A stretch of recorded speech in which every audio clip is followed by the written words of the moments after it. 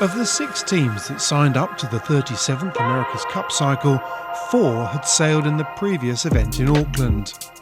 Be they the challengers or the defender, 4 teams that already knew how hard the task was going to be. 4 teams who remembered how difficult an AC75 was to get to grips with. 4 teams that came away from the 36th America's Cup with pages of notes on how they'd do things differently next time around.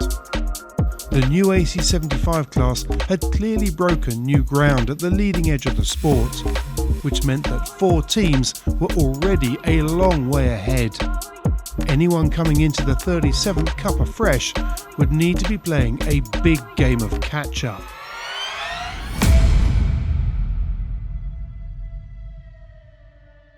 Alinghi Red Bull Racing are one of 2 teams that were new to this Cup cycle. They're a team with a young, talented crew. But Alinghi also has a pool of very experienced team members in the background who have won the Cup twice before. Nevertheless, everyone in the Swiss team knew that catching up would be hard. And as design coordinator Alfonso Caro explained, the first stages were even harder than anyone had expected. It was very painful, yeah. Was it? Yes, it was very painful. But why did you say painful? it was painful because, I mean, most of us were coming from other Cups teams, and we ended the last campaign sailing at a level, and then you were at American Magic last time, yeah. With American Magic, and then we started sailing out here, and new boats. We had to Boat Zero came as a shell, so we had to redesign systems and make sure everything was new. But Boat Zero was foils and the shell and the sail and the mast, but all the systems, which is a big deal in the America's Cup, we started from scratch, and we just need to bring all the team to a level. And the first months were pretty long and pretty painful, but I think as a team it was good. It sort of helped to create the culture of the team and the resilience on the team, and we kept going until you start making little breakthroughs, and then you start learning how to sail the boat a bit better. And by the time we decommissioned Boat Zero, I think we were sailing quite well. So that's really interesting. I mean, the way you describe it makes me wonder if actually it was a really good way to do it, because it presented the end game right up front. It's like, this is what you've got to be able to do. Yes. And there's a shock to the system for everybody. Yeah, especially having all the other teams, already doing laps and doing really, tricky maneuvers, and we were basically learning how to take off. That's really the reality of where we were not so long ago. So our learning curve was pretty vertical, in all respects, not only for the sailing part, but for the broader team. And also had to deal with the waves again. Yeah. Just how to manage the boat in the waves. It took a bit of time to get used to that. But knowing where you need to get to is one thing. Creating and executing a plan requires stepping up to another level. First, the objective is to win the America's Cup in Barcelona, and Barcelona has been a very special venue, and we moved here in June 2022, and we got going. We got the Boat Zero, and we started discovering that it's not the usual venue. It's always different. Apart from the typical, everyone knows that the sea state is very is larger than what we had in the previous Cups, but also the wind. It's very shifty and it's gusty. It's a difficult venue. So with that, we had to design a boat to be able to cope with that and be fast in that sort of conditions. Because you can also have the perfect days. You can have the flat water and the typical nice days, and you cannot be slow in those conditions as well. So I think what we try to achieve, and hopefully we have achieved, is a good mix where the boat is versatile enough to cope with the flat water perfect days, but also with the days where it gets really, really nasty. Because also the waves, you can have the long swell, but you can have the short chop and 1 meter or 2.5 meter waves. So it's a really tricky venue. So when designing the hull shape, the appendages, the sail shapes, the control systems, you'll be able to be really dynamic when you work on the logic. So there's all these aspects which you need to be able to adapt your boat to the condition. It's like a Formula One car. You have all these tracks which are all different. Well, here that's what we have. We have a wide variety of tracks, and we need to be agile enough to change the configuration of the boat within the rule.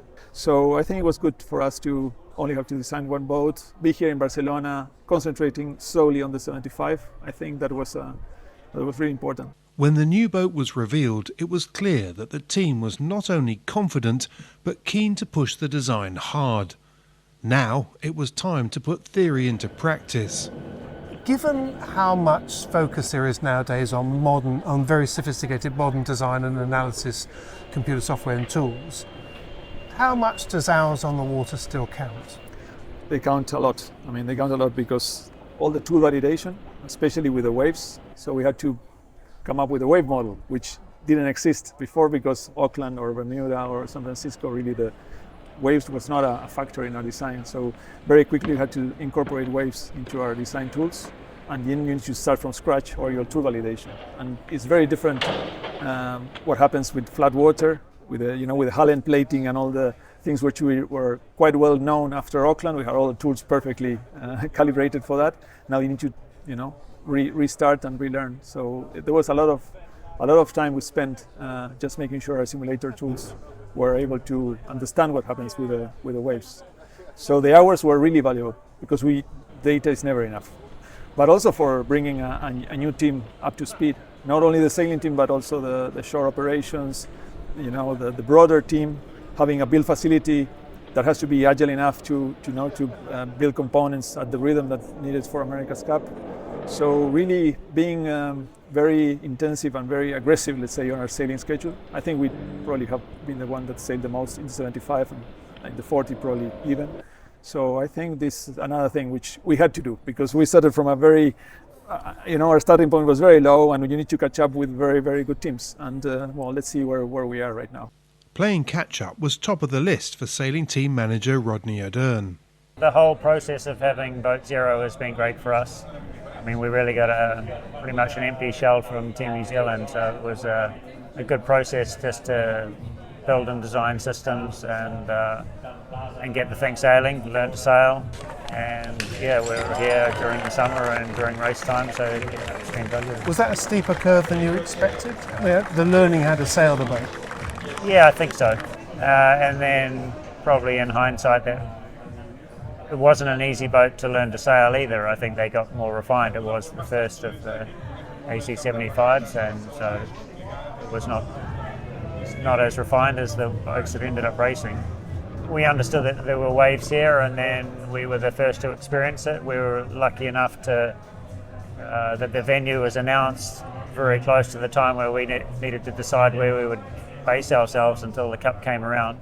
So it was perfect timing, the announcement of the venue. So we ended up here pretty early, experienced the sea state. It can be, it's pretty variable, both sea state compared to the wind direction, so it can be off axis, of course, as everyone's noted.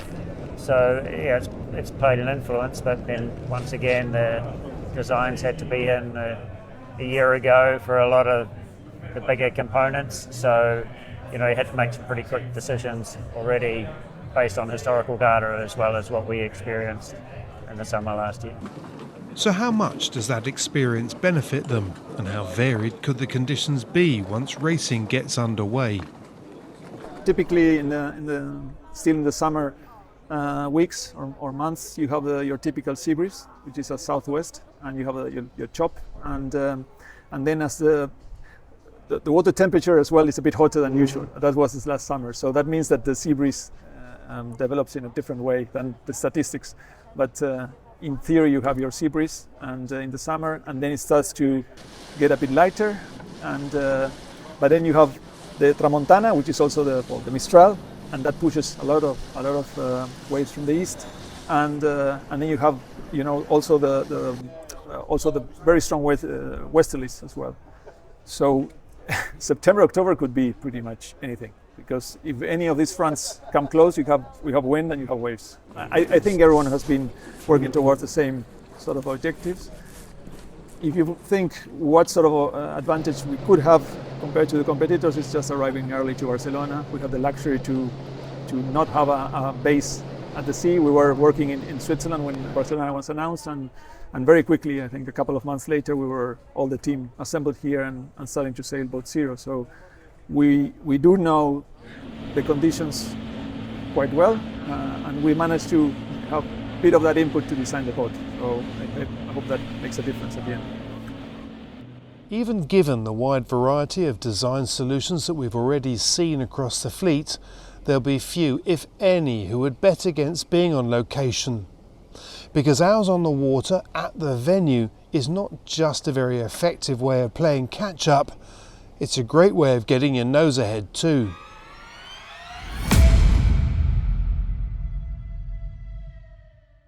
A sustainable future. Yanmar.